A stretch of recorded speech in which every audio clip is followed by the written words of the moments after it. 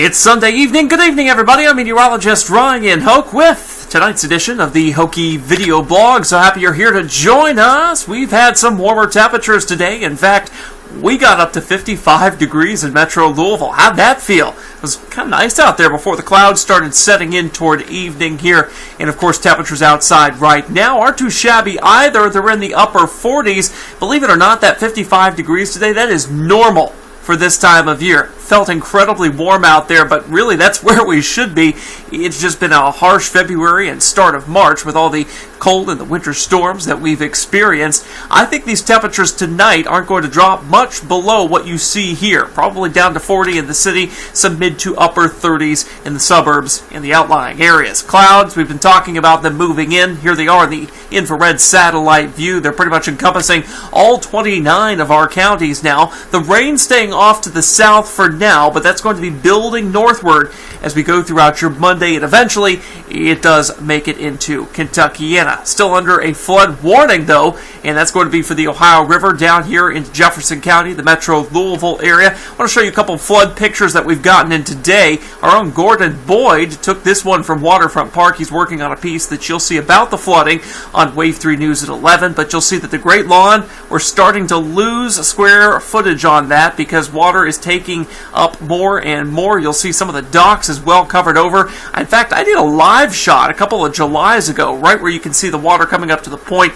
where some of these park benches are, Waterfront Park. It's kind of crazy to see them covered by water, but hey, this happened about 4 years ago. Back in 2011, same month of March, we did have a flood that crested pretty close to where we think this one is going to crest, around 26.6. The National Weather Service has this one pegged at 26.2, so pretty close on most counts there. I think River Road's going to experience some problems, especially around 4th Street, down by the Science Center, down by the wharf where Joe's Crab Shack is. We're going to have some areas get reclaimed by water, unfortunately, so if you've got plans down to Waterfront Park over the next several days, just keep in mind that you might not be able to go into all of the places that you're used to going, especially because we've got some 60s in the forecast. A lot of people will want to get out, maybe walk in some of those areas as well. Just be mindful of that. Carrollton, you folks are also seeing some minor flooding up there right now. This is Point Park up there in Carroll County, and you can see the gazebo there. Whew, it's been overtaken by water.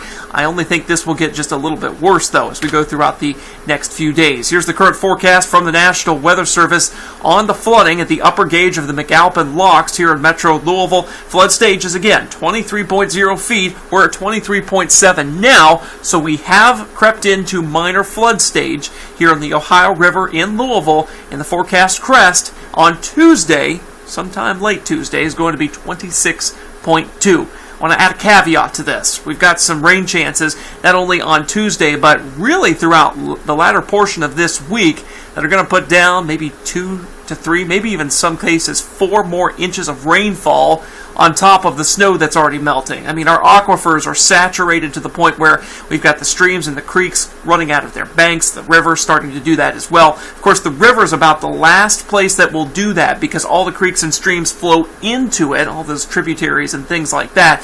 So it's going to be a longer, I should say, lag time between the rain, the melting snow, and then the flooding on the Ohio River. This is what you learn in weather school about water resources. It was pretty interesting stuff, but certainly as we go throughout the next several hours, I think we will be staying dry. Temperatures here in Metro Louisville getting down to around 40. The RPM model here that I'm showing you has been running a little too cold as of late, both on those high and those low temperatures, so we've had to adjust upward. In fact, for today's low temperature, we got down to 32 degrees. Last night it was trying to say we'd get down to like 28, 29 degrees. So you can see we've been having to add an adjustment onto that. Gets us down to 36 tonight. I think we'll be 4 degrees above that. Clouds, they're going to be sticking around. That's one of those factors that's going to keep us warm. Those are going to be an insulating blanket of clouds. It's going to keep some of the heat in over land as we go throughout the overnight hours. By Monday, we're back in the 50s. In fact, I think we've got a shot at going into the upper 50s. Futurecast, the RPM model. It's called Rapid Precision Mesoscale model, by the way, for those of you wondering, what is the RPM? but it's going 56 for a high. I've got 58. I think we could overachieve. Even though we've got the cloud cover in place, there's going to be so much movement of warm air, these warm southerly winds into the area, that it's going to overwhelm any sort of cloud cover that might try to keep us cool. We get that pretty often around here. These setups where you get the southerly or the southwesterly flow and it blows out the high temperatures, makes things warmer than what has been expected. So we're trying to correct for that. That's what we as meteorologists do. We take the data, we look at it, we apply current and previous trends to it, we apply our knowledge to it, then give you the forecast. So we don't want to just present the model data to you and say that's the forecast. We want to put our 2 cents into it, give you those adjustments that are really key, especially in situations where you could be teetering on the edge of maybe rain or snow or something like that. That's why it's very important to listen to a meteorologist and not just look at a model.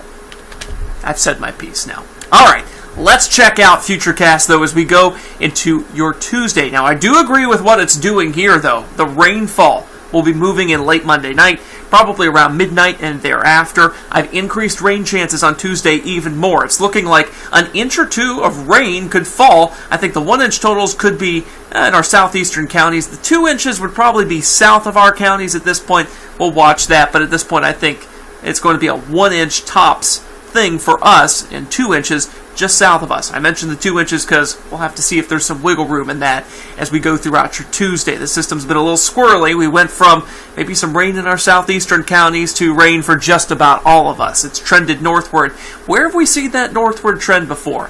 A couple of winter storms here, haven't we? So yeah, it's good that we're applying that here too. Same kind of system, area of low pressure coming up from the south, and of course, as it strengthens, it may want to cut north a little more. That's what we're seeing here, and that's why we've increased those rain chances and the rainfall totals. By 5:30 on your Tuesday, more waves of rain move through. I don't think we'll see thunder with this. There's just not enough instability to get that going, even at the elevated levels.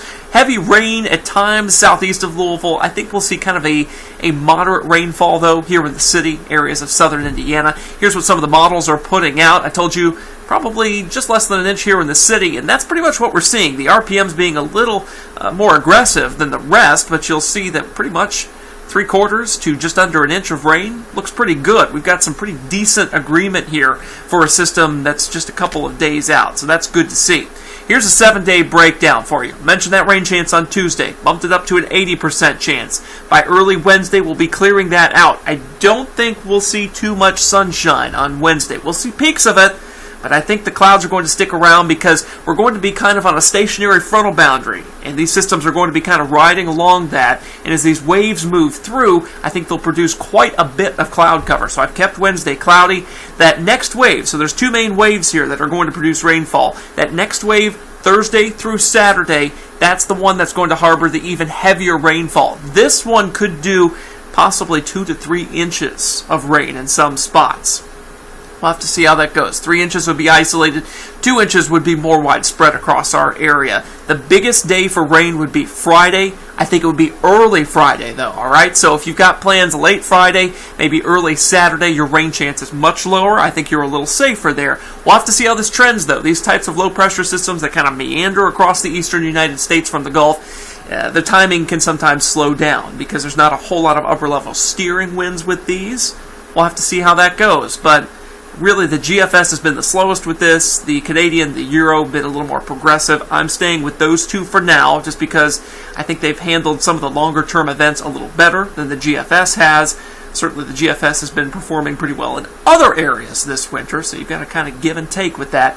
I think a pretty good bet, though, 60s. I think we'll see those.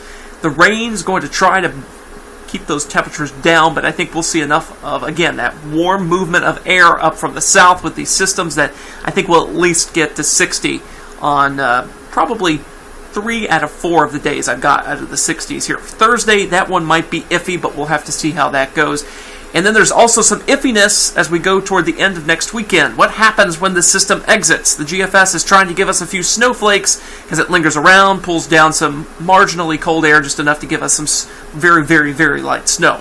The rest of the models say, I don't think so. And they're, again, more progressive with that. So I've kept us pseudo-warm as we go throughout the end of next weekend. I want to put like an asterisk on that forecast could very well change. we'll keep up with the data, of course, and present our latest thinking to you as we go throughout this week. Otherwise, I will see you on Wave 3 News at 11. We didn't have a 6 o'clock show today, so I'll present to you our fresh forecast then. For now, I'm Meteorologist Ryan Hoke. Have a great Sunday night.